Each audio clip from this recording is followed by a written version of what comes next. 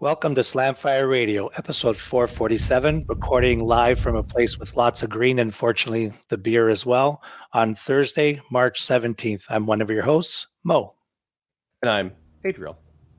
And I'm Kyle. Hello, guys. Hey. Hey, how's it going?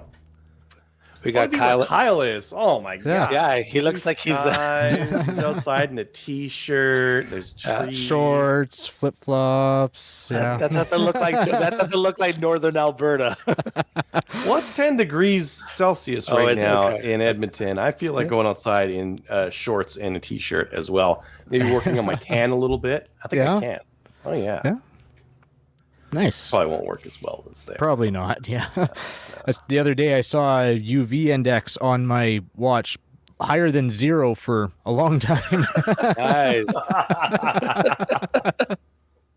You may tan. Yeah. You may tan.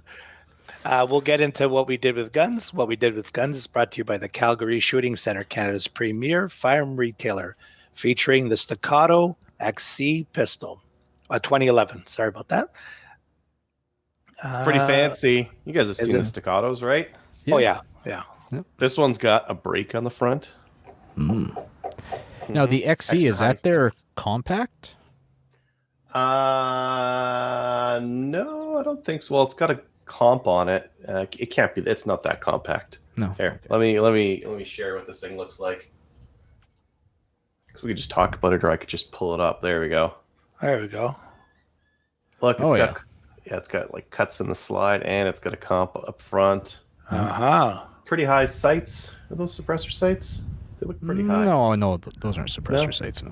Yeah, there. No, because I don't even think. Maybe it does, but I think that comp is actually machined in the barrel. I don't think it's threaded. Might be. Or no, it high sitting. Yeah. 2.5 pound balanced trigger. 2.5. Nice. Integrally compensated. Badass. Yeah. I feel like range. I feel like Kyle has the most to tell us tonight, so we'll start off with him. Okay, well, I do have a bit of a list because I'm on a trip, so I'd like to kind of review that. But we'll start off. I was talking about the ATF last week, and we got some good news. They came through in the nth hour, literally. I got a hold of them on Friday last week. Actually got on the phone with a specialist, talked him through the FRT, and he said, "Yep, that looks right. You just need to prove that." With a little bit of a pause, I was about to say something. He's like, "And this is a perfect document to do that." So resubmit. I'm like, okay, but if I resubmit, I need it for Sunday. He's like, yeah, no, I can't guarantee it, but we're going to try and get it done for you today. I'm going to get this lady to email you so it won't be a general email address, a direct email address to resubmit my form. She replied, yep, I got it. I'm going to start processing it. 3 hours later, and they're in West Virginia, so Eastern time. I got it at 20 to 3 Mountain time on Friday, so 20 minutes before they're closing up shop, and she actually called to make sure I received it. So very nice. After my gripe with the ATF, in the end they came through and actually had good customer service too. So there you go. But then late Sunday night, I left Grand Prairie to start my trip down here to the States, and stopped in Edmonton. Craig's place. He's the buddy that I'm driving down with. We loaded up and we're heading out to Edmonton about 3:30 in the morning. Border was good. It was a quick 25-minute stop. Actually, they didn't even look at our guns. Asked us about a bunch of questions and everything, and ran our stuff. And then, okay, good luck in your match. Have a good one. Oh, the agent actually asked me where in Canada we could find subsonic 9mm because he had troubles finding it. So subsonic 9mm. Yeah. But why? Suppressor. For the suppressor. Okay. But so yeah, that was interesting, being asked by an American where to find ammo, which turns out that was a foreshadowing of what we would find down here because we've been in numerous sportsman warehouses, which is basically like not as flashy Cabela's or Bass Pro Shop or like a Wholesale Sports. And the ammo selection is absolutely horrendous, and the quantities are absolutely horrendous, and the prices are horrendous.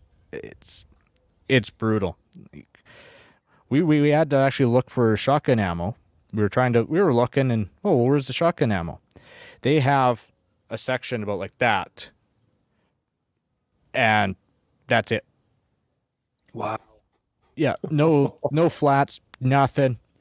A few slugs, some buckshot, maybe the odd case of target load, but like nothing.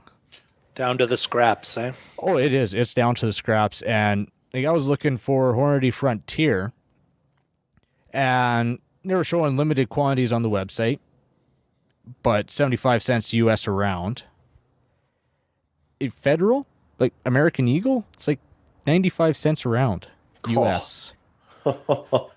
Yeah, the US does panic buying way worse than we do. Like we like I would say we did it pretty bad with like toilet paper when Corona first came around. We did, but with ammo, I haven't seen super bad panic buying in Canada. I just think like we don't have very many shooters compared to like ammo places. But in the US, like my God, their panic buying is so bad. Yeah. Oh yeah, it's brutal, and like nothing for powder in there. We were overheard one guy asking for primers. No, she kind of half chuckled and no, we don't have any primers. Oh yeah, it's pretty bad. We'll see next week on how New Mexico and Texas are, but that was Utah and Phoenix that we were looking at that stuff, and yeah.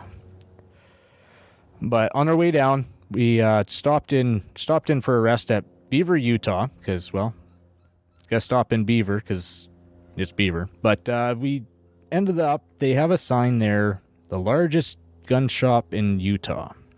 Mm-hmm. And I had actually been in the store before, but it's basically a pawn shop is what it is. And my first trip down here years ago, I had stopped in there, but I think I was in a rush and I was looking for something specific and didn't actually spend any time looking around. But Craig wanted to go, so okay, yeah, we'll go. I'll give this store another go. And we ended up standing there for about 2 hours talking with the owner of the store, showing us all sorts of interesting stuff. Like he had previous day got this ammo can of just interesting ammo, and he started bringing it out. And there's AP rounds, tracer rounds, exploding rounds. He had a 15 mil M38 explosive round there at. Actually let me hold it, and I'm like, okay, that's probably the scariest time that I've ever had. Scariest, but awesome. Don't drop it. Yeah, exactly. It's just like, okay. I'm basically holding a bomb that moves at fast speed. Okay, cool. So that was cool. And we were talking. Actually, that was a cool moment because we went out to the truck. I grabbed my WK, and Craig grabbed his Alien because he had never seen them. So, and at this time there was a bunch of locals, and so all these locals had never seen these guns. Like they're like, what's an AR-180? Like, well, yeah. So that was cool being able to show them something, and just an awesome visit. But then, while we were there, I found what subcompact I'd carry if I lived down here, or if I had my permit to carry down here. Because right now I have a Glock 48, but I don't really actually enjoy shooting that.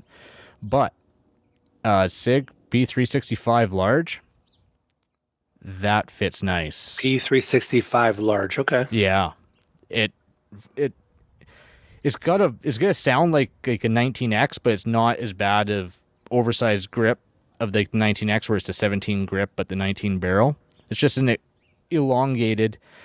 It brings it down to like the length of a standard with the finger groove on the mag. But then it goes down on the back strap too, so it actually fits your hand nice.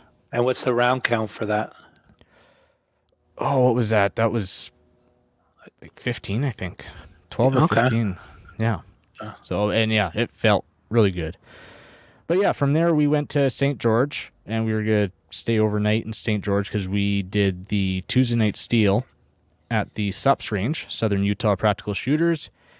And we had to go through their orientation thing. And so our first round, they're great at this. For one, it's $10 to go shoot their Tuesday night steel. And if you shoot it any additional times, it's $5. Well, Wow. It was our first time there. So they're like, okay, yeah, you shoot for free. And then your next time will be $10. Okay, cool. So we go do our orientation match. And first on the trigger, okay, yeah, there was a lot of rust to knock off. But we got through that and started getting some good runs in. It was only 4 stages, so it was nice, simple. But we were walking back, and we had already decided, yeah, let's try and go again. We're there to shoot. There's still lots of time left in the day. And so I actually ran into Brian Nelson, who I've stopped and talked with him lots before, and every time I'm there, I try and say hi. But and then ended up our guest tonight, Rossen, talking with him, and we ended up going and shooting our other round. That they ended up down pricing and said, yeah, no, $5 for your next one. So that was cool, and went out and shot with Brian and Ross, and that one was much better. Apparently better than I thought, because we were checking practice score later on that night, and somehow, still trying to figure out how, I ended up taking second in limited that night for the Tuesday night steel. So, and actually not too far off one of the Williams sisters, if anybody knows who they are. So I feel like they might have been messing around, because there's no way I'd be getting close to them. But yeah, that was a cool surprise to see that on practice score. But yeah, then after that, next day we drove down where I'm at now, Mesa, and we got into town yesterday. Well, it was right around 3, but we got to the range. We decided to go straight out to the range, do our check-in, and do some walking the stages. The range closed at 5, so we actually got there at 4 o'clock, got about 3.5 stages walked, and came to my grandpa's place, settled in for the night. But then today we were back out at the range walking the rest of the stages and whatnot. And the stages, they're Superstition Mountain stages. There's some memory stages. The stage that we're starting on that I was concerned about after watching it, I'm not concerned about it at all. They got the timing set so nice on that. Oh, good. Like the max traps, their staff was shooting, so we were actually able to watch somebody shoot the popper, and that max traps are actually offset on when they open. Okay. So it actually, looking at it, is, okay, yeah, no, I'm not concerned about that whatsoever. That's going to be a fun little string to shoot. And apparently, for the first time, we're not pushing out to 500 here. Longest shot is 350 yards. So you don't get the advantage of running the 18.5-inch barrel with the extra velocity you get to speak out of it. Yeah. Yeah. Well, it's not even that much longer, because most of the guys are running at least 16s down here anyways. Yeah. So yeah, walk stages, and there's a few of them that, yeah, we needed to video and really come up with a plan. There was multiple plans, some that would really screw you over. But most of them are pretty straightforward, but they're definitely still testing your skills out in that. And that was a cool moment too, was we were walking a stage, Patrick Kelly come walking up, and I had shot with him in 2019, so said hi to him and whatnot, and actually gave him what I was thinking for a stage plan, and he seemed to like it. And so him and his buddy were there, and Jerry Mitchell walked up and started talking to them. And so, you guys come up with a different plan from yesterday? And the one guy said, yeah, actually, a better one. Okay, that's kind of cool. They've since modified it from what I told them, but it's still along the same line. So that was kind of a feel-good moment for sure. And yeah, just looking forward to the match. We're going to go back out tomorrow, do some shooting, make sure things are all final dial in, and watch people shoot, because we shoot all day Saturday and then Sunday and award Sunday. So, and then we'll be off to Texas on Monday. Nice. Yeah, but I am a little concerned because my ankle's been acting up since Tuesday night, and after today even walking around. So I'm going to be in my brace tomorrow, and we'll see how it goes. Just get my excuses out. Bring some ibuprofen. Yeah. Mm-hmm. Yeah. Get it good and wrecked. Oh, absolutely. If I'm going to wreck it, I'll do it good. Yeah, but also just got to get my excuses out beforehand. So, yeah. And I guess the final thing, besides just enjoying the time down here and the travel, my Starlink finally got shipped. After over a year, I got notification my Starlink shipped, so I will be going home to better internet. Awesome. You're going to love it. Yeah, for sure. Yeah, looking forward to it. So, but that is my brief, long novel. Brief? Yeah, quotations. It feels brief after the last few days, so. Yeah, I'd imagine so. It's a lot of driving. For sure. And a lot of stuff happening too. So, yeah, it does seem brief to me. But, Adriel, how about you? What have you been up to?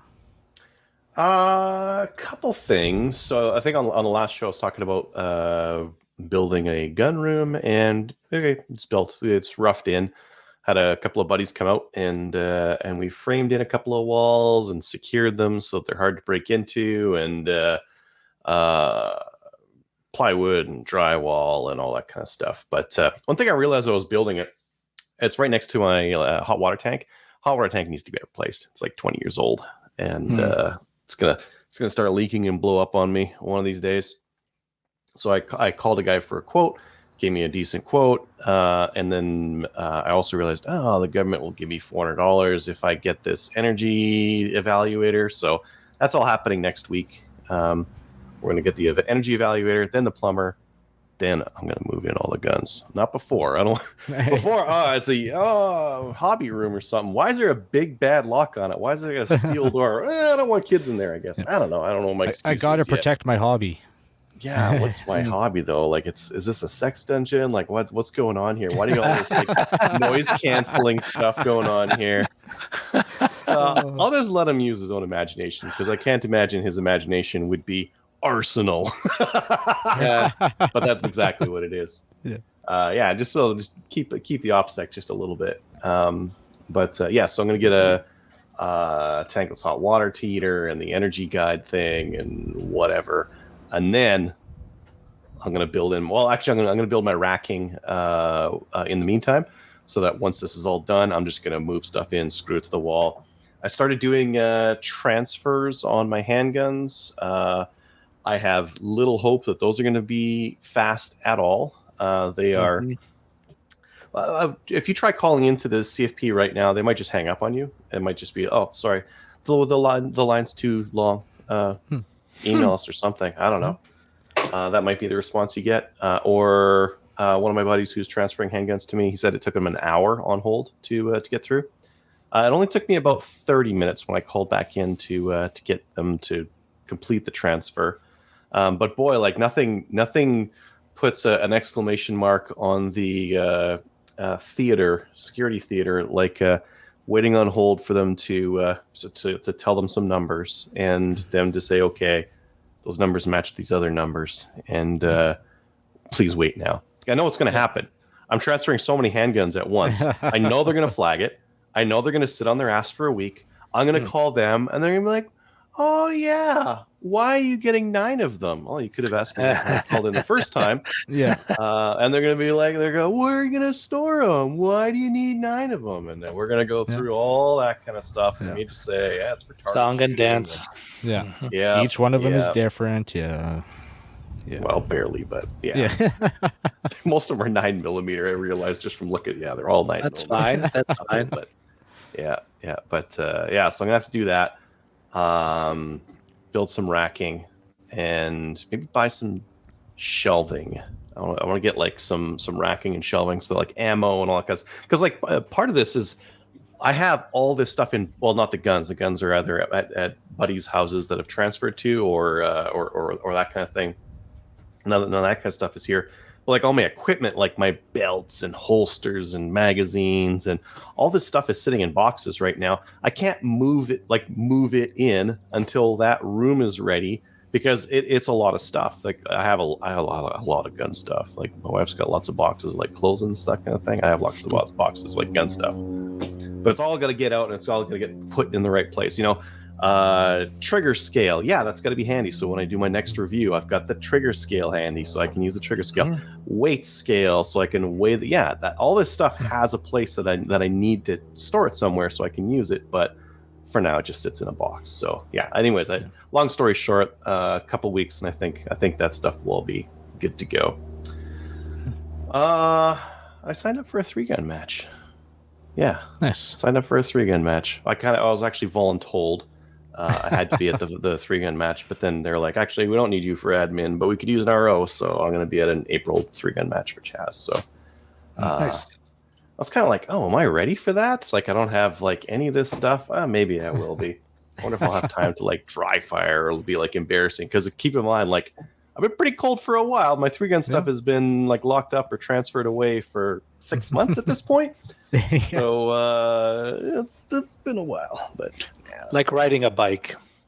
No, sure. You'd like to think so. But I feel like my first couple of stages will be rusty.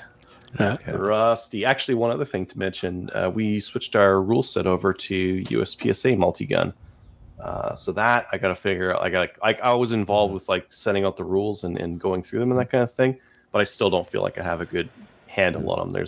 There's some complexity in there, and there's some application to it as well that's a little bit tough, because there's rules that refer to rules that refer to different rules. That's how the USPSA multi-gun rule book is built, and it's annoying how complicated it is. So are you guys gonna stray in any way, or just nope? It's USPSA rules. You have period. to. You have to stray for some things. Yeah, and we have those like noted out where it's different from standard USPSA. It just doesn't make sense for Canada or for our range. Like there's just some differences where we had to stray, but we marked out which ones are, because the thing is that the beauty of going to USPSA, we were on 3-gun nation. That rule set's dead. They're not updating it as they go along. USPSA multi-gun rules are being updated, and in fact, what was the one I just recently heard about? They are working on something around the carrying of rifles and shotguns that is easier than they have it right now. So like that's the kind of thing where they're going to update as they go along, and it's going to make it easier for the rest of us. Well, I heard one thing on their changes, and instead of unbagging at a safe area, I like the idea on where they were going, but they took it and they USPSA'd it.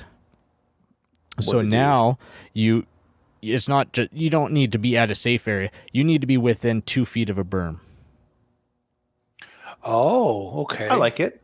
Okay. But, like your conveyance, so whether you're a wagon, side by side, you got to park your side by side within 2 feet of a berm in order to unbag. I personally am getting tired of rule sets that treat everybody like kids. Like if you can unbag your gun without pointing at anybody, do it. You're saying like, yeah, I guess so. And I'm sure you've been forward. It's a step forward. It is a step forward. Like I said, I like where they're going. It's just the execution I'm not necessarily a fan of. Because I'm sure you've been same range as I have, and sometimes you can't store your equipment 2 feet from a berm because there's not enough space on that bay. Yep. That was one thing that I like I said, I liked where they're going, just the execution. I was curious about when you said that you're going USPSA. USPSA. Yeah. It's just more standard. It's more standard. Oh, for sure. And they do have a good rule set. It's well covered. Yeah. I don't know. I think that's it.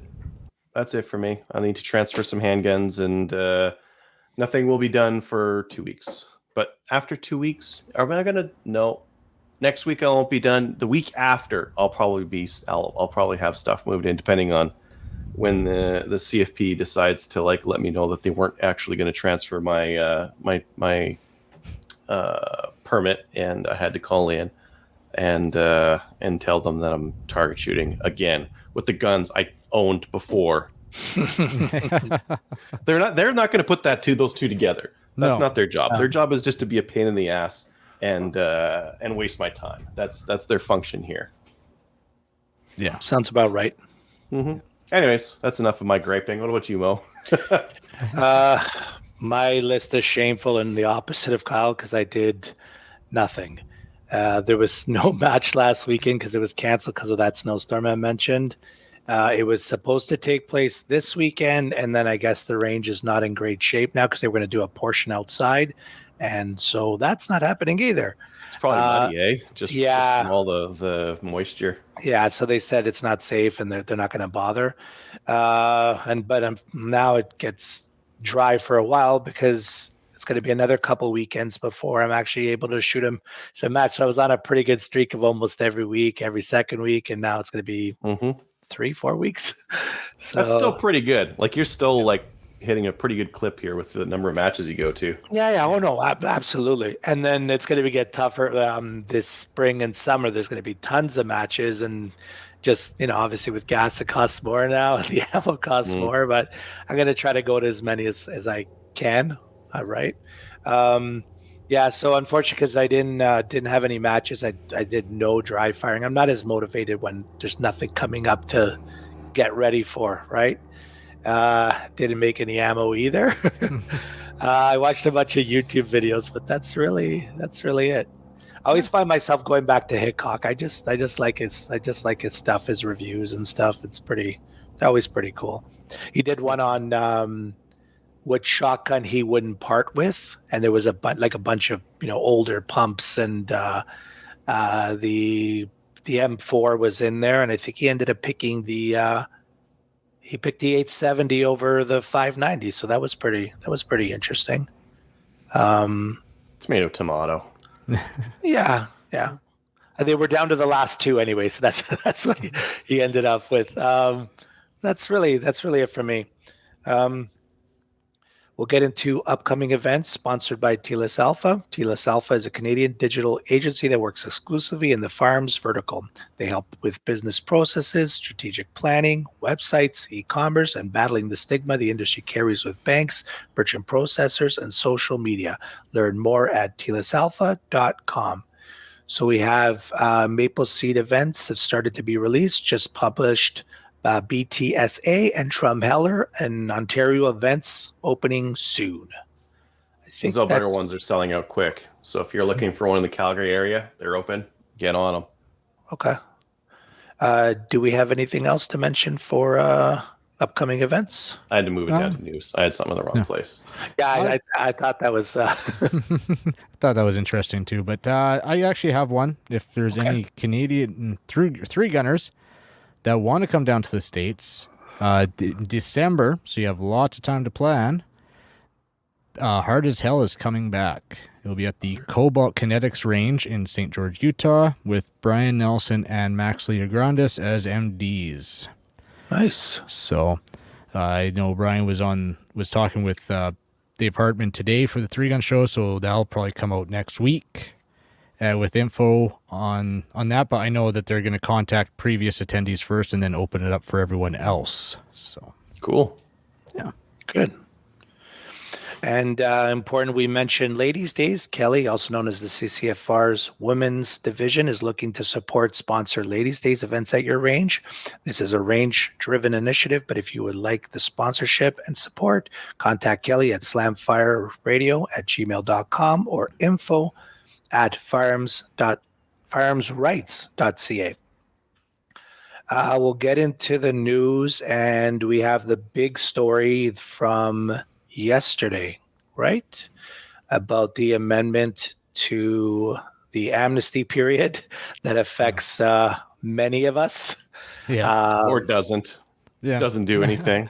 Well, all of our ARs just stay in the same. And I know there were people that were anxious with the date coming soon, right? Not that they didn't have their shit together. I know. It was obvious. Like what was it? 2 weeks ago or 3 weeks ago, where they were like, maybe you'll have to prove whatever the price of your firearm was, and maybe that's how we're gonna do this whole thing. Like they were still like throwing shit at the wall just to see what would stick. They didn't know what they were doing. They still don't know what they're doing.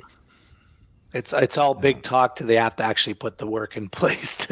I think they sat on their ass for 2 years and didn't put any real planning into this. They've only been planning over the last 2 months. It's easy to say we're going to ban a bunch of guns, but what's these are people that own these things all over this huge country, and there's thousands and millions of dollars involved. And what are the logistics of it? What are the logistics of it? How are we going to get them? People are just going to show up with them. Like there was one line in there. I don't know if it was in the Gazette or what, but it rubbed me the wrong way, because it said, we're giving firearms owners more time to become compliant. Yeah, to come into which compliance. is a load of bullshit, because we were already compliant because they told us not to do anything, to keep them at home.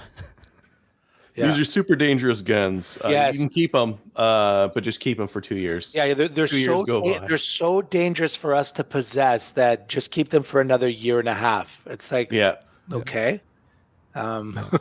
Chris Kimball's saying, why plan? They got the votes. They don't actually have to follow through. That's a good point. Well, what if they just use it for votes for the next time too? Well, and with extending it a year and a half, it's perfect for that. Minority government, they extended it a year and a half. Yeah. Chris might be onto something on there. Yeah. I think that's and they just didn't really put any planning work into at all to figure this thing out. They reached out to IBM, and then that was basically it. IBM put together a good report, and it went over like all the possibilities. Like they didn't get their money's worth, but they got a report, and it had some decent ideas in there and some really terrible ideas. But at some point you need to do maybe you don't need to do anything. These guns are all super dangerous, but please just hang on to them for a little while, for another 2 years. so many ideas. Magical fairies are just going to grab and gather all these guns for them. Well, they had gone through like, what would this kind of confiscation look like? What would this kind look like? And what are the different ideas or possibilities that could work? And most of the ideas are terrible, but by documenting them all and putting them out there, you can have you get the chance to pay a consultant, and boy, governments love paying consultants, and they get the best ideas out there as well. I think liberals and terrible ideas kind of go hand in hand. They're like synonymous, right? So they're bunglers of all things. So exactly.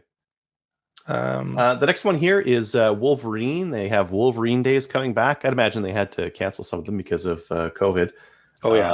June 25th and 26th, they have Wolverine Days coming soon. More details coming soon. So this will be a full range event. Store will be open, and they'll be doing all sorts of fun stuff. Okay. You put in a story from Edmonton. I don't know too much about that. Well, I did. I was just searching around for news items just while we're on the show here, and this one I hadn't heard of this one, so this just popped up for me. Oh, really? Okay. Yeah. Okay. Yeah. This was the announcement was just this afternoon, but this apparently happened last night. This is they say a mass shooting event. This is gangsters shooting each other. But in a crowd. Because they don't care about other people, and they fired 60 or 70 shots into a crowd. So there's a group of gunmen that they found. This area is somewhat seedy in Edmonton, and so a bunch of gangsters shot some other gangsters and some innocents as well. And this is 60 or 70 shots is a lot of shots to fire. Yeah, but this is a gang related thing, not a mass shooting in that spirit, anyways, right? Yeah. When I first saw the title, I was like, "Oh my god, 60 or 70 a mass shooting event! What the heck is going on?" Yeah. It's gangsters shooting each other, and we just had a recent notorious kingpin get blown away in Edmonton to no one's regret. This potentially might be like maybe gangs are like figuring themselves out, or maybe they're just doing gangster stuff because they're gangsters. Did this kingpin receive a retirement package? Really, when it comes down to it. Yeah, okay, you could of sorts. You could say, yeah. He's permanently retired. Yeah. But this just looks like. Anyways, they had the chopper out, so they must have found. Like they said, they found him right away with the chopper. So okay, good, I guess. Yeah, that is good. Yeah, not a good story, but yeah. No. We do not have any new CCFR donations, but very important to donate to the legal fund. Looking for a way to help the CCFR fund the massive upcoming court battle. Now it is more important than ever, even more important now. Become a member, donate to the legal fund by sending an EMT to finance@firearmsrights.ca. We'll get into the new gun stuff, sponsored by Bolt Action Coffee. Slamfire Radio is a brand ambassador for Bolt Action Coffee. The coffee is roasted in small batches and is quite honestly some of the best coffee you can get your hands on. Send it to your house by going to www.boltactioncoffee.com. Discount code Slamfire, all caps. And we have some milsurps from Wolverine Supplies. Yes. Nice. What are those going for? You're muted, Adriel. Thank you. These look like the Yugo Mausers, right? I think that's what they look like. Yeah. Or maybe they're just regular Mausers. I don't know. Yeah. They got a whole bunch of them. So I kind of like milsurps. I jump in and out of milsurps every once in a while. But more than anything, I like collecting milsurps because it seems, especially these days, you buy a milsurp and then 5 years later it's worth twice as much. I mean, I don't know. Have you guys looked at the price of Mosins recently? No. My last Mosin I bought was $180. They are going for $500 right now. Wow. SKSs like 500, so like they were at like 450 for a while. Now they're like 520-ish, somewhere around there. And is that a rough condition? Like no, that's in like decent condition. Decent, okay. A Mosin for $500. Oh my god, that is just absolutely horrendous. See, I'm still like, you're talking an SKS for $400 or $500. To me, that's outrageous because I'm still thinking back when I had mine at $200 for a SKS. Yeah, I released a video just before the price of them like got jacked, and I was like, oh yeah, they're fantastic. They're a cheap little blaster, $200. Get a crate of ammo, nice and cheap, 26 cents a round. And then like within a year, people are like, what are you even talking about? Like, this is not the price of SKSs. And I'm like, oh, well, I guess things changed. Should have bought one when I told you to. Yeah. You didn't listen. Yeah, well, the same thing is going to happen here. Actually, the one that I'm probably going to rebuy into is the Carcanos, because Marstar still has that too for $600 plus a hard case deal. So I'm probably going to re-up on those, because $300 for a Carcano in great condition is a fantastic deal. So I'm probably going to re-up on those. But I'm just glad I've got all those red rifles because of the Russian conflict. They're all going up in price too. Yeah. So, yeah. A lot of those Soviet guns were in Russia, right? Ukraine, and Ukraine was like refurbing them and sending them out. So like I believe a lot of our SVT 40s were from Ukraine, and some of our SKSs that we had gotten recently were from the Ukraine as well. So none of that stuff's coming in anymore. Neither is the MFS or the Barnaul or any of that kind of ammo. It's not going to come in anymore. So yeah, it makes sense. All that cheap ammo is gone. I didn't know this was a thing. Apparently it is. Iron Guns is bringing in the Beretta M922. It's like an M9, except it's in 22 LR. 22, okay. They've also got the M9A1 22 LR. Right around $420 for both of them. Interesting. Cool. Yeah. I have a distaste for M9s, so I don't really care. But maybe some of our listeners really like M9s, and it's good to know that that's an option. I'm sure they're out there, so...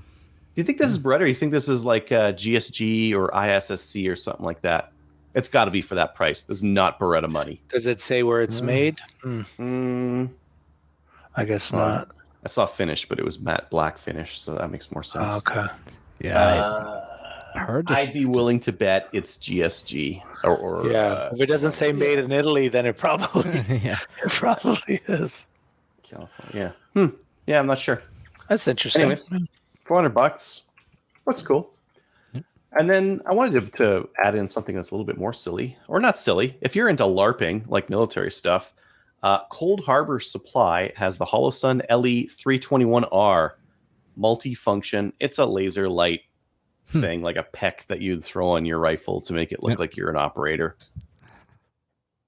If you want to like get out at night with your night vision gear and your multi-function light laser device, IR illuminator, you could use one of these.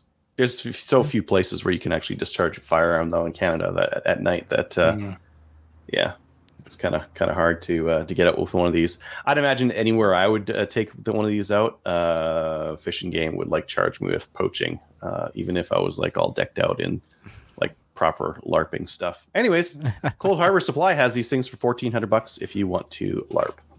Very nice. Now, this is LARPing on a budget. This I approve of. SJ Hardware has the Turk Nelly. I love that they call it the Turk Nelly. They have the Turk Nelly breaching choke tube. So it's most of the inexpensive Turkish shotguns use the Benelli mobile choke system. Yeah. I've got a couple of Turk shotguns that use the Benelli mobile, and this is just a breaching choke. So it's got like I think what do you call that? Crenellated. It's got a pokey bit on the end, so you can jab it into something, into a door, so you can like blast a door frame off or something like that. And it's got a little bit of a spacer in front of it, so you can throw a load of buck or a slug or something like that through a deadbolt and open up your door permanently. $50 at S&J Hard. And look at that, you can make 4 payments of $1,250. It's like it's basically you're getting it for free. You're really hard up for cash when you're financing if you're financing $50, you should probably get out of the gun world. So. No offense. Put some money into the gas. I gassed up my wife's tiny little Kia car yesterday. It cost me $75. Yeah. When subcompacts are starting to get that expensive, you're like, this is not good. And then you get into pickup trucks and 250s and 350s, and you're like, oh no. That's a lot of money. Yeah. But that's all the stuff I could find this week.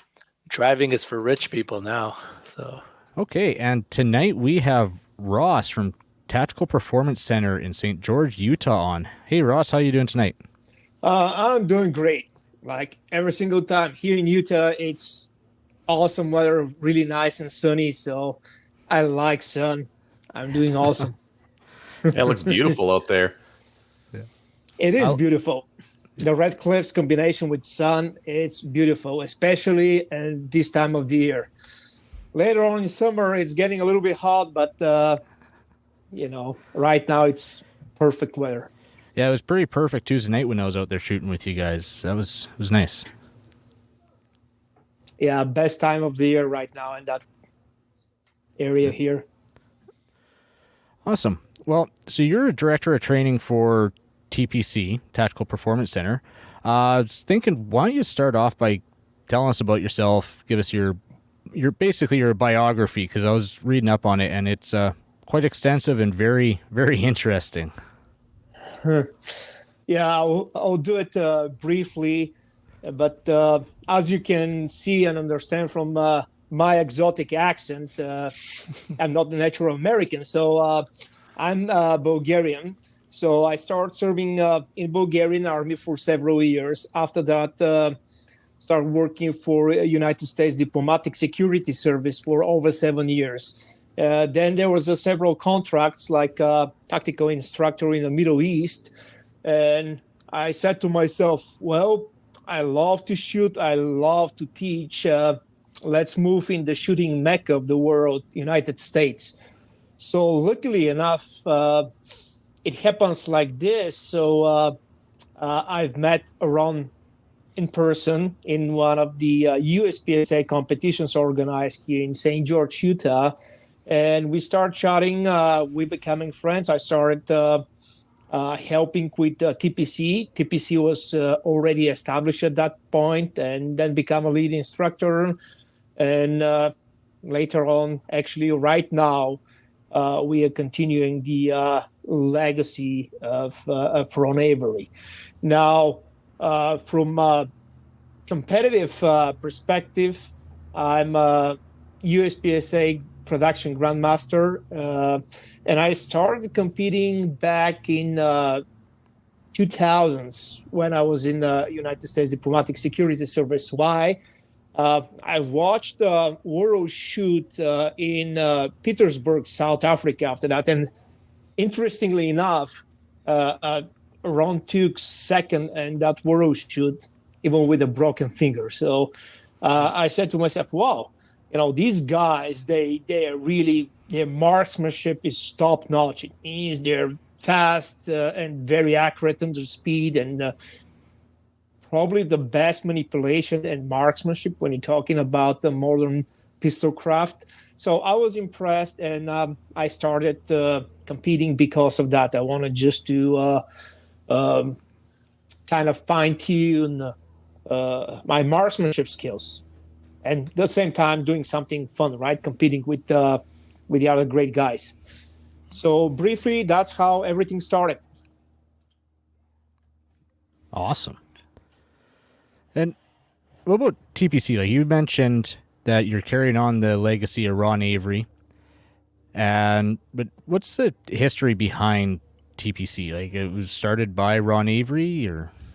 So TPC was founded by Ron Avery and Ken Nelson.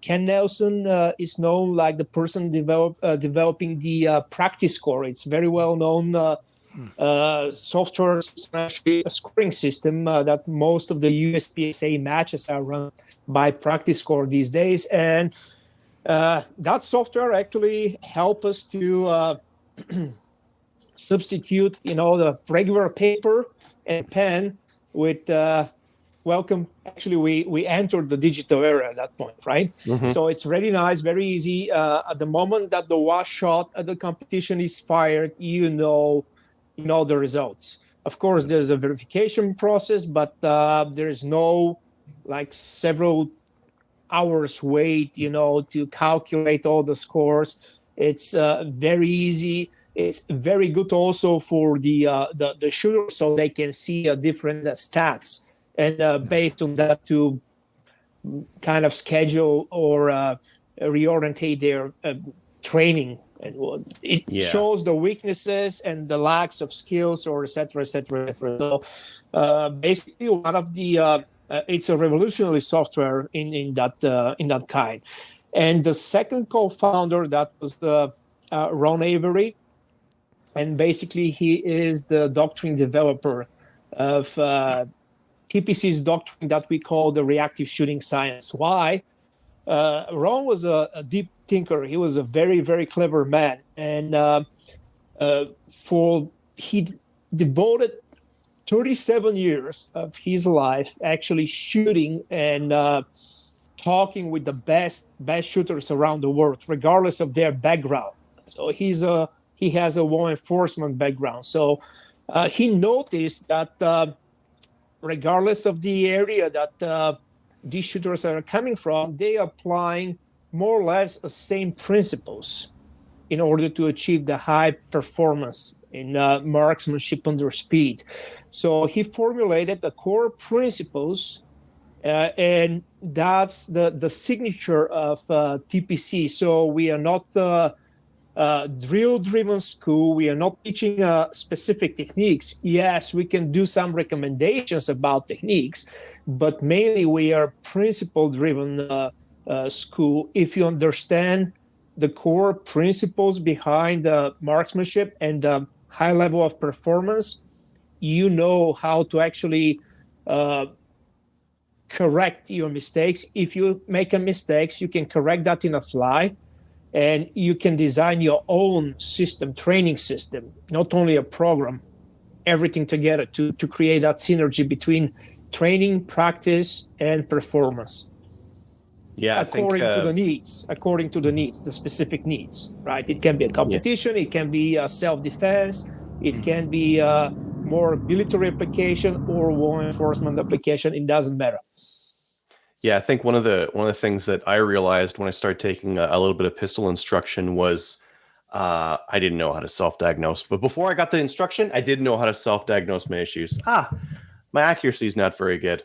Didn't know where to start. And then after you take instructions, you start to understand a little bit what it could be. Oh, I think I'm flinching, or I think I'm not gripping hard enough, or whatever the problem might be. But until you get the instruction, you don't even know where to start, and it's just the blind leading the blind. You're trying to lead yourself down there.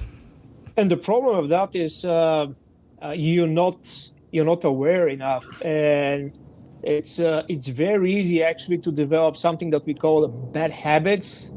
Actually, it's not a bad habits what you're doing. You're by repetition of something, by repeating something over and over and again, you actually ingrain that skill in your subconscious mind. And if you ingrain something that it's not useful or is even wrong, it's way more difficult actually to unlearn and actually to implement the proper technique or the proper principle there.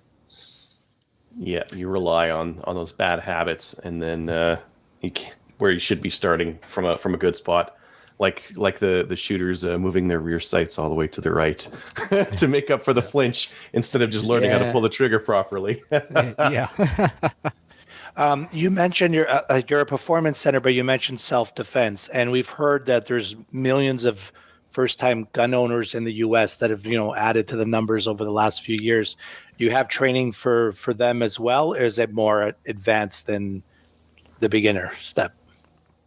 The uniqueness of our, let's say, core flagmanship program, our main training course, it's called the Handgun Mastery.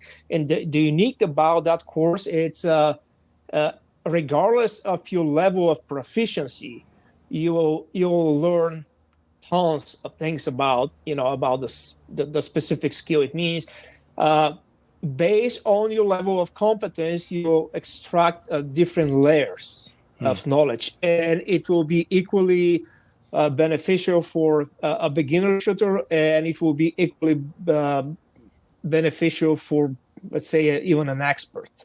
It's a different layers that will end up extracting from that class. So that's the interesting thing. It's that entire system, that synergy of principles that you can understand. And even if you're very, very good shooter and you're very high in the marksmanship, under speed, at least you will have a better understanding and better organization of the knowledge. And like that, you can improve also your training sessions and practice. If that makes sense. Yeah, no, it makes sense. Are you seeing an increase in new shooters? Oh yeah, we see we can turn an absolute beginner shooter to a pretty decent shooter for less than 2 days. To shooting in a combat speed, we call it a combat speed or a gunfight speed. It's let's say one shot every quarter of a second, multiple shots in a rapid manner, and with a very, very reasonable accuracy. What actually Ron Avery actually worked together with Dr. Bill Lewinsky from the Institute of Force Science, and they conducted a multiple experiments. So they got to the conclusion that regardless of the level of proficiency of the shooter, if the life is put in danger or you're in a stressful situation, let's say in a cross proximity shooting in an urban environment like 7 yards up to 11 yards, everybody, regardless, automatically will shoot in that rate of fire, one shot quarter of a second. So multiple shots in that speed. Now, this is the advantage of the trained shooters, that we will able actually to preserve, to keep the accuracy on in that rate of fire, right? That's the trick, yeah. Everybody can shoot fast, right? Are you able to hit at that speed? Yeah. That's the question. Well, that's impressive. So you're saying after 2 days you could get a person competently at that rate of fire, getting it in a decent accuracy zone then? Yeah, absolutely. Wow. Yeah, they were able to hit, let's say, 2 up to 3 inch circles at about 5 yards distance in that rate of fire after the second day. Why? Because everything is everything is presented in a very logical way, in a very progressive manner. So everything makes sense if you're aware, if you understand everything, and if you're kinesthetically aware. It means you're able to actually apply it, and you know your body. You can separate and understand how the different muscle groups are working and how the different tendons, you can stiffen the different tendons, and you apply everything. It's an easy progression. It means you're not going to get lost during that process. It's very logical. It's very scientific. That's why we call it reactive shooting science. There's no way that you're not going to understand it. It's just physical laws and biomechanics. And of course, the big portion of that is also emotional control when you're talking about consistency and of the performance in that speed and accuracy. So do you guys do any mindset training to help with that, or? Yes. Also, we teach the philosophy of the mental game as well, and we emphasize that during the class as well, where it's very important. What we do, we teach a passive recall and muzzle flip management, and the idea is to create a shooting platform that will manage everything for you. So what we like to say is that the stance will manage the recoil and the grip will manage the muzzle flip. So if you build them and trust them completely, and you do not do anything proactive during the shot, and you move just the finger and observe the sights, if you build them correctly, the grip will return the sights back to alignment, and the stance will return that alignment back to the same point of aim. That's one of the very interesting drills that we do very early in the first day, and students are amazed. What we do when we explain the stance and the grip, and we actually combine them together, what we do, we have a blank sheet of paper for about 4 yards, and we preset the stance and the grip. We align the sights on that blank sheet of paper that intentionally lower the gun, so we are not using the sights at all. The only focus will be to stay absolutely passive and to be aware, not to be proactive, not to react on the shot. And if you do that and you have a good and solid trigger manipulation, you will put a hole in a hole. You start keyholing, let's say 5 shots in a row in one hole without aiming at all. Wow. So the stance and the grip biomechanically will do everything for you, the entire recoil. Now, that's easy to be said. It's way more difficult to be applied. Mm-hmm. And it's very, very connected to the mental and emotional control. We always tend to try to over-control or over-try, right?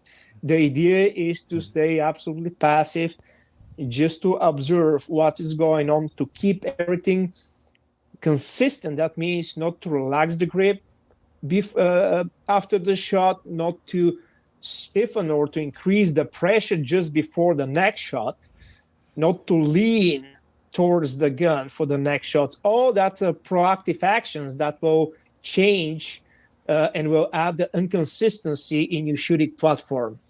Does that make sense for you guys? I think so. It's more letting it happen instead of making it happen. Absolutely. We use an analogy of a gun vise. So if you want to test a specific firearm's accuracy and grouping, what you do, you clamp it in a gun vise, and then you pull the trigger with a special device. So during the shot, that vise stay absolutely consistent is not reacting to the shot, right? It's the same principle applied here, but instead of a gun vise, we're creating basically our biomechanical gun vise with our body.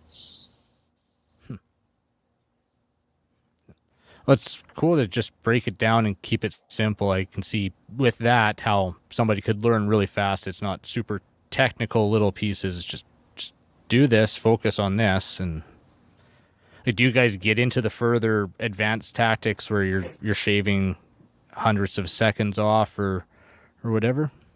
So we gradually, what we do, we present the entire information. We call it daylight, sunlight, laser beam. It means at the beginning we are giving a big picture first, and the idea of that is if you get too much into the details too soon, especially for a beginner students, they will get lost.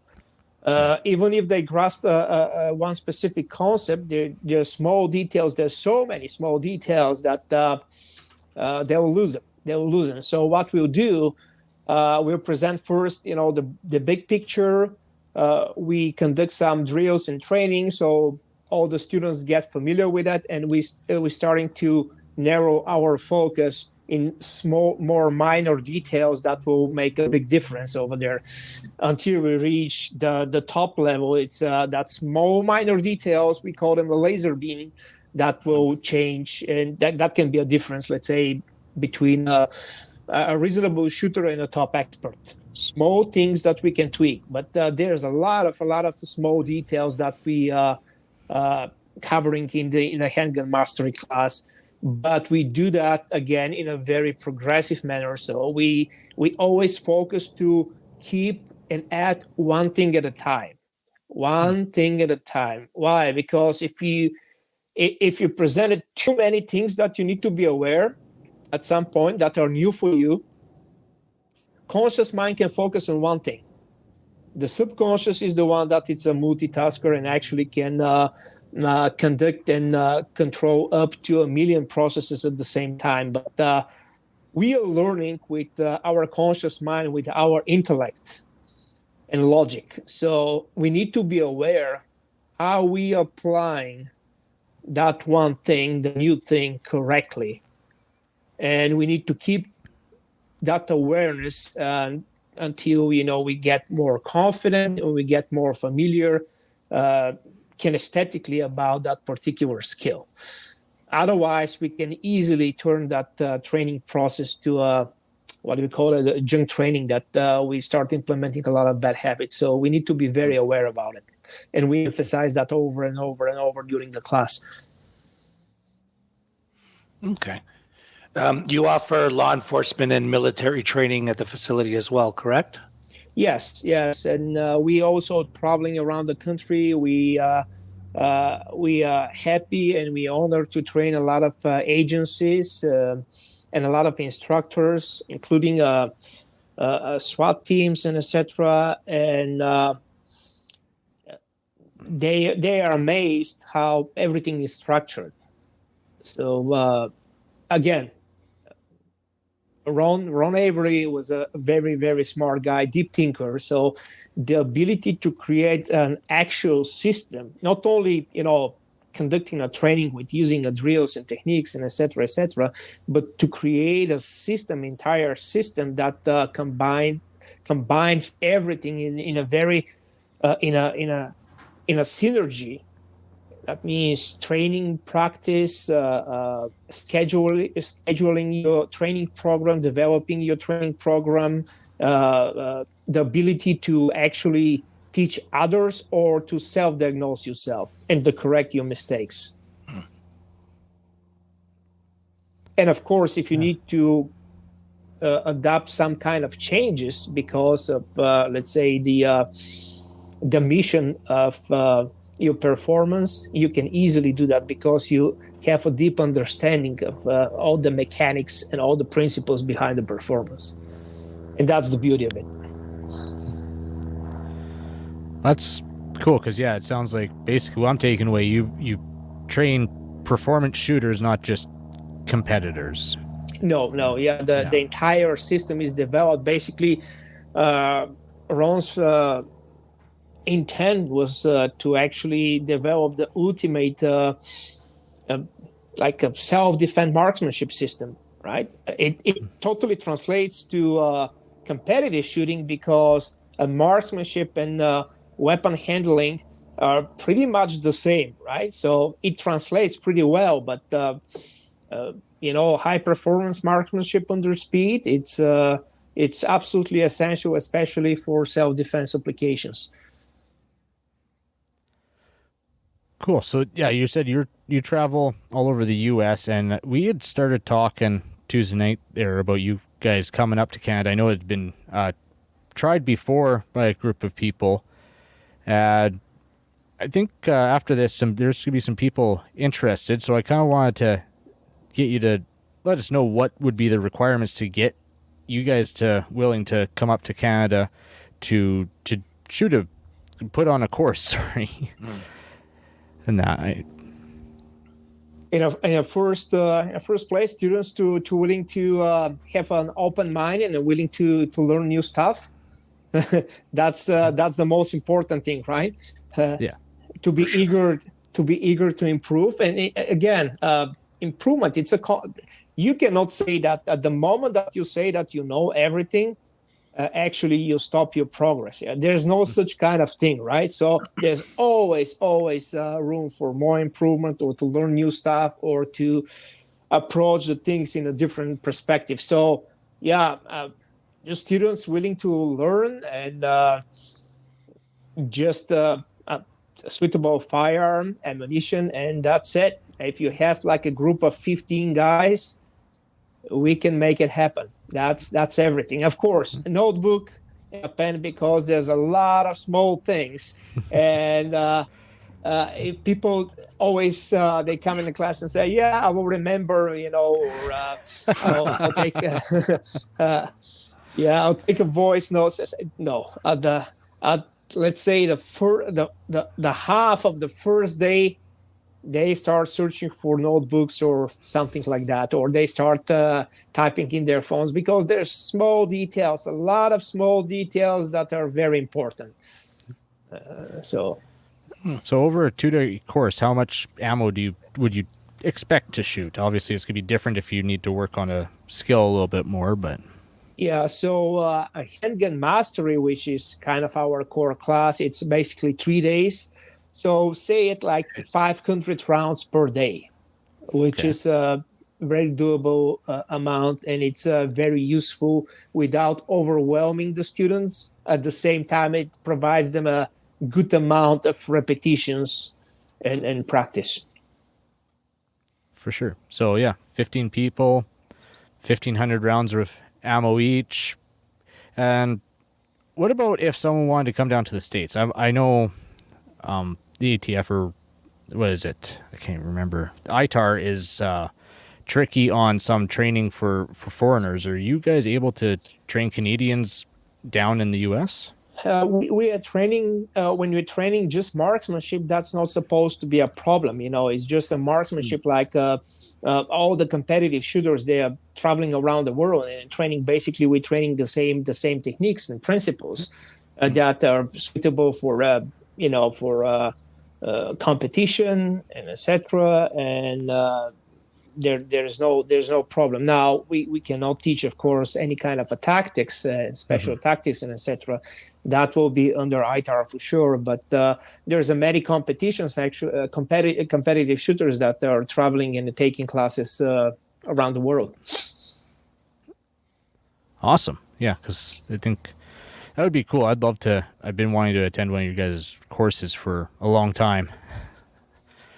Yeah, so something that I think a lot of people kind of mix together, and this is where it's coming, the confusion of everybody heard, all of you heard, competition will get you killed on the street, right? Because there are some things that are different in competition, for sure. It's different because the mission is different. In a competition, you have a preset course of fire.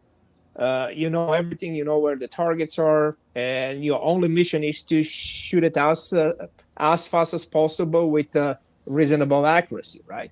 In a real situation, you have completely different mission, and that's to survive or to protect somebody else.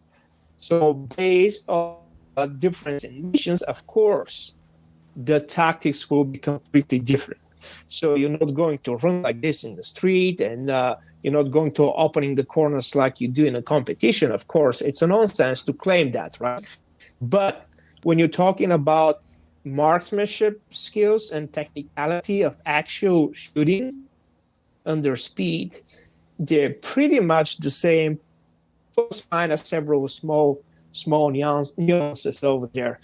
But we like to explain at the very beginning of the classes that regardless for what you're training for, let's say you're training for self-defense, you need to understand that, again, it's very important to create that progressive manner of training.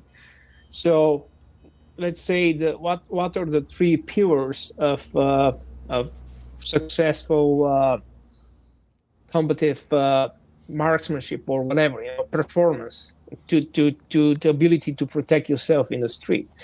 Physical fitness, obviously, it's helpful, but you cannot change that for a day or a week, right? So it means, especially in civilian world, it is what it is.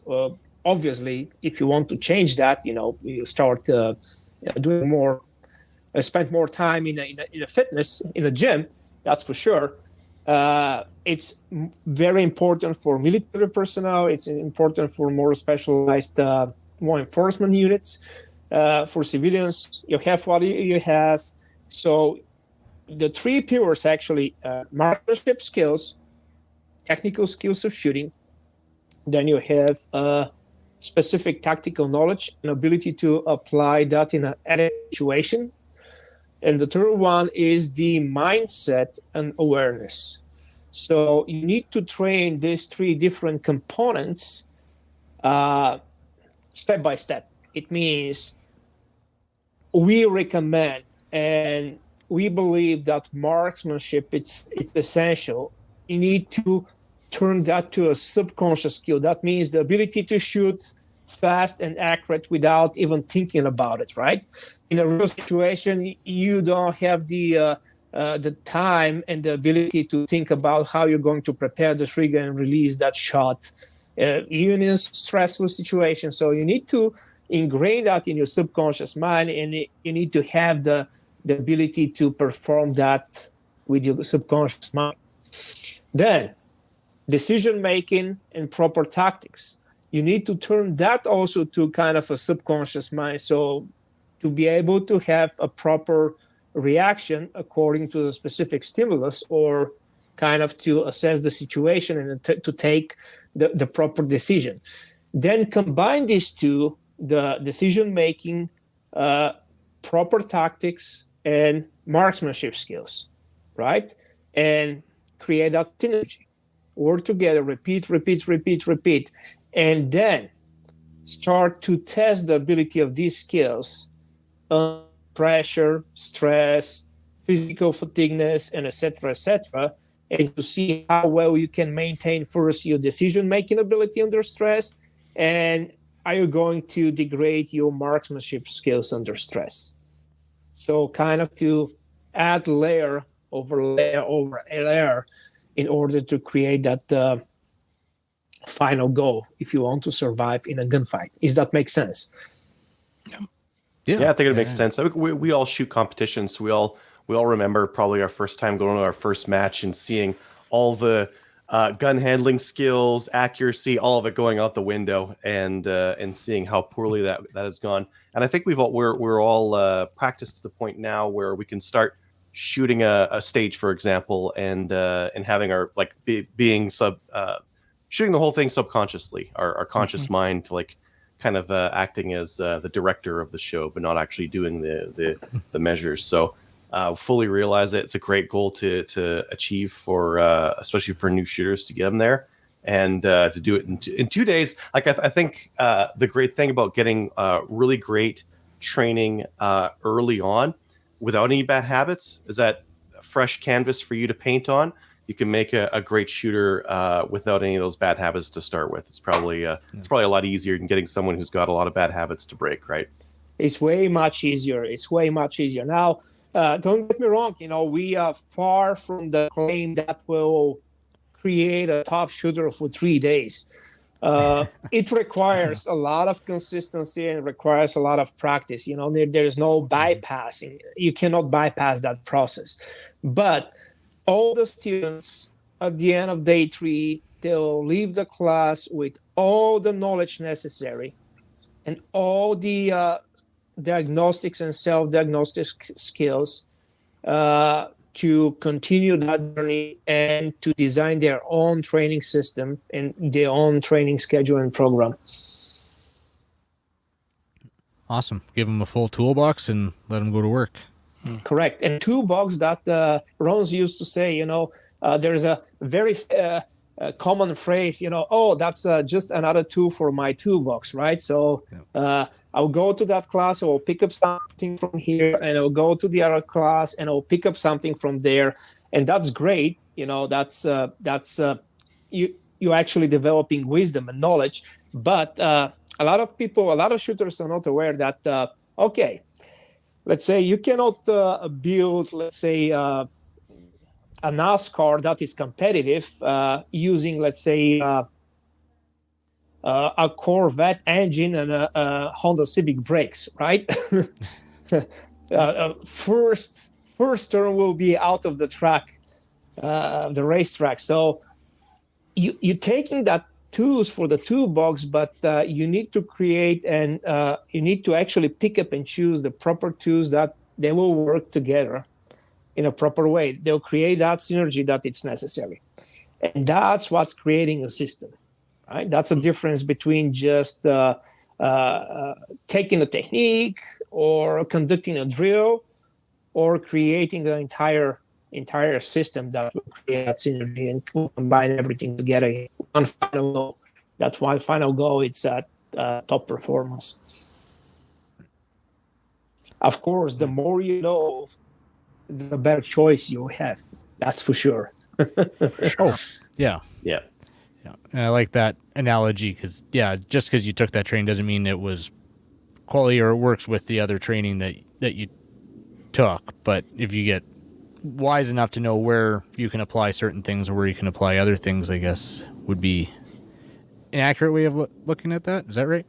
Yes, and specific techniques. Some techniques can work really great with some shooters, but probably are not very applicable or not very efficient with the other shooter. Everybody's different. That's why we call individuals, right?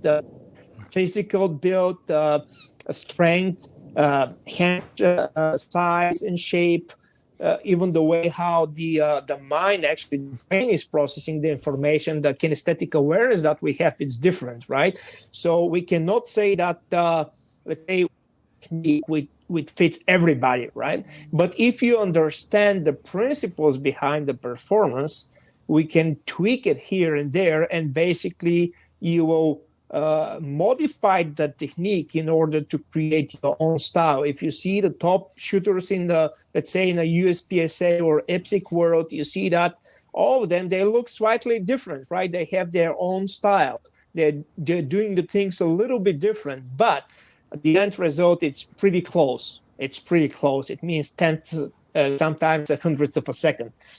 So that's what they do. They adapt specific techniques according to their needs, and they're developing their own style. You need to know the principles in depth in order to be able to do that. Say that's fair for sure. So if someone wanted to either talk to you about bringing you up to Canada or even attending one of your classes, where can they find that information and get a hold of you guys? They can find it. There's actually our website. We have a lot of tons of useful information. So www.tacticalperformancecenter.com. I know that it's pretty long. Again, Tactical Performance Center, one word.com. You can find a lot of good articles over there in our blog, including original Ron Avery's articles. You'll find all the new TPC challenges. That's a kind of a simple but very challenging drills that are designed actually to narrow your focus on one specific marksmanship skill. If you combine all of them, actually, you're creating yourself like a practical or reactive shooter. You can find tons of videos and video instructions, and there's also an email address, or you have a contact box over there that reaches. Also, we have a phone number that can reach us all the time. So if you have any kind of questions or the students want to contact us, please do not hesitate.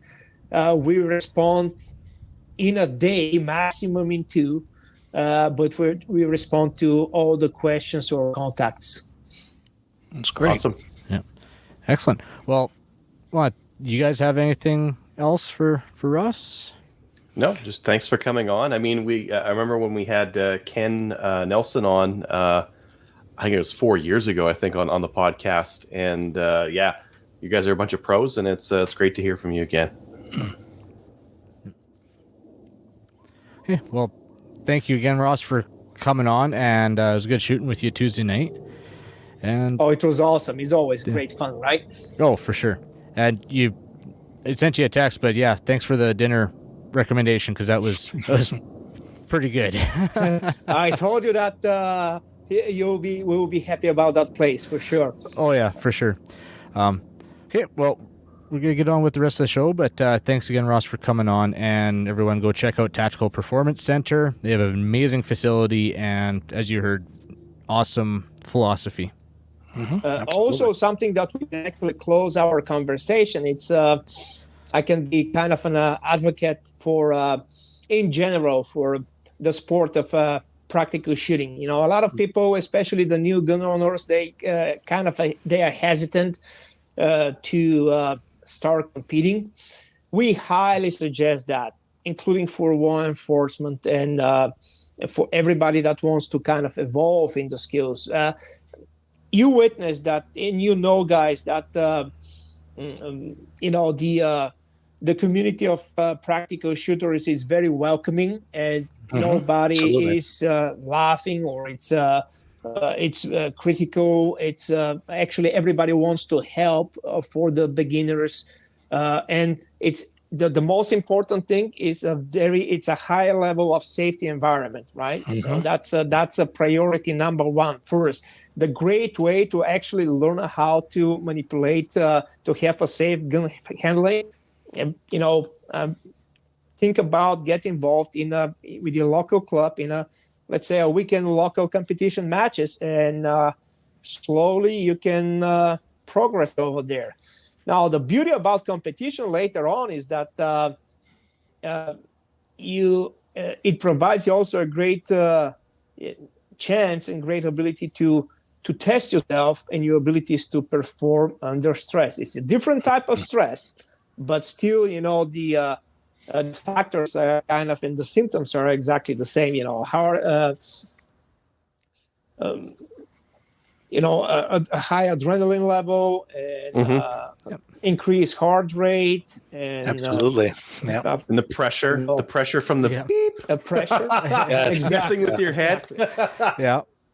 So it's a great way and a very fun way, and also very friendly way actually to progress and to be to get more proficient with the weapon handling. And it's not necessary to win the match, right? Just to participate. It's a great.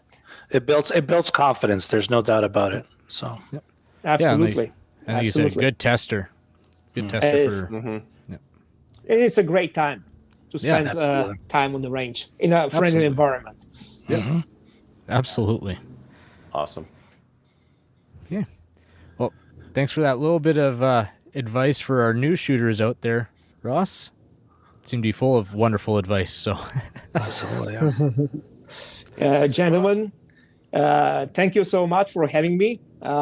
It was great pleasure for me. Thank you, Ross. Yep, Yeah, thanks for coming on. And hopefully we'll shoot together soon, really soon again. Well, hopefully. I'm going to try and get down there for December, so. Awesome. Yeah. Okay, thanks. Thank you. Take care. Thank you.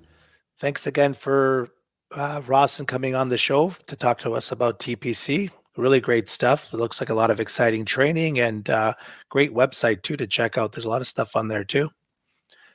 We'll get into listener feedback, sponsored by Armory DC Gunsmith. Armory DC Gunsmith is a full-service gunsmith who specializes in firearms refinishing. He offers hot bluing, parkerizing, and Cerakote finishes, as well as wood refinishing.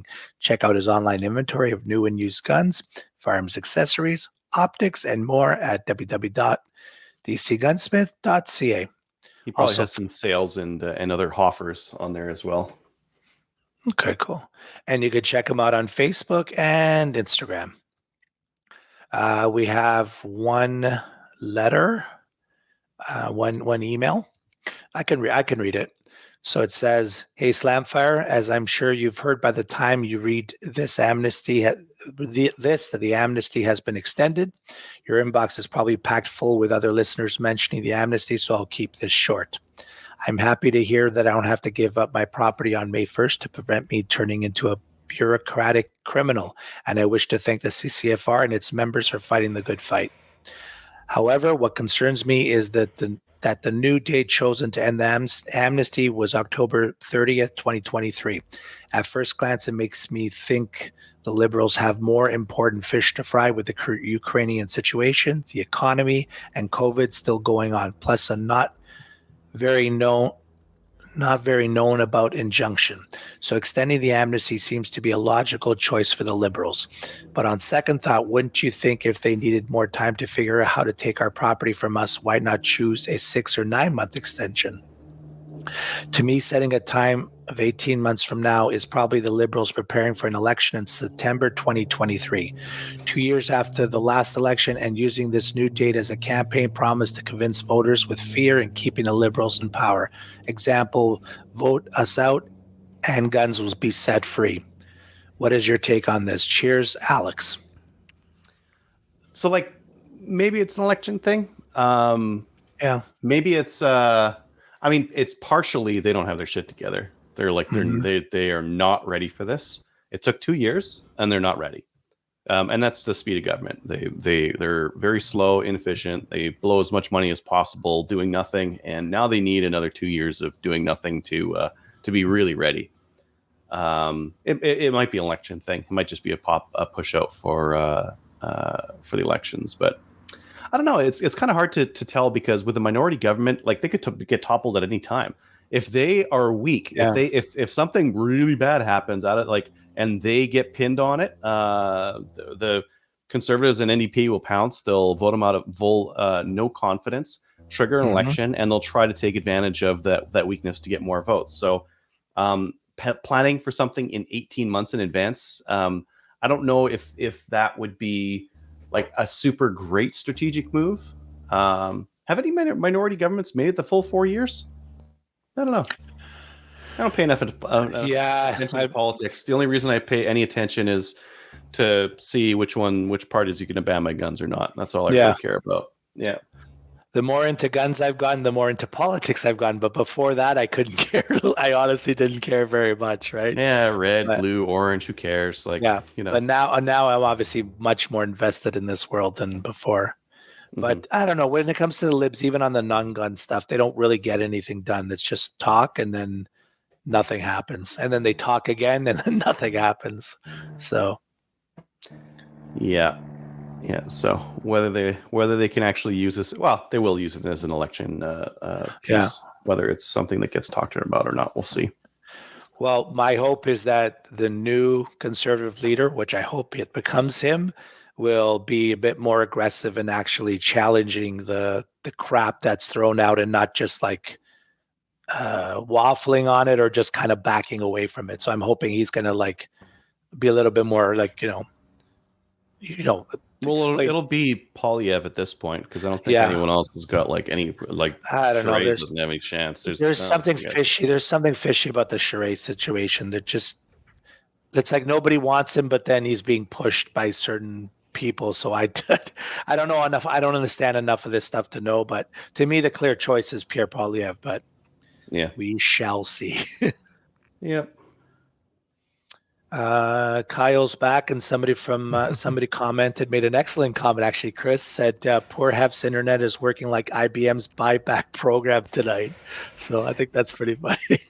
Yeah, I did a speed test before coming on, and I was getting almost 2 megabytes upload, and back at home with my hard line, I don't even get 1. So I figured, okay, I'm good on Wi-Fi, and it's still Wi-Fi. So sorry about neighbors turn the microwave on. It's like, well, you lost internet. Yeah, I'm serious. That's how it'll happen. Yeah, fair enough. Yeah. Well, welcome back, anyways. So, thank you. Okay, so if you'd like to review this show, you can do so through Facebook at slamfireradio@gmail.com. Or sorry, you can email the show, pardon me.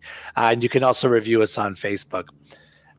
We do not have any new Patreon subscribers, but if you'd like to support the show, we'd really appreciate it. And you can do so through the Patreon site. Just look for Slamfire Radio.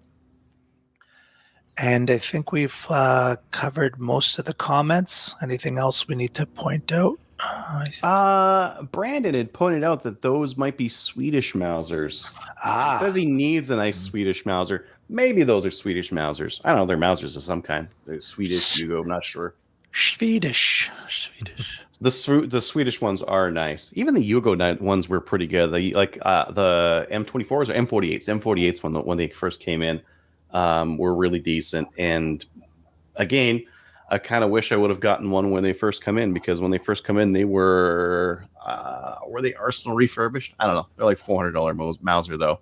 Really decent price. And I think that's my message. I got to buy more Milsurps.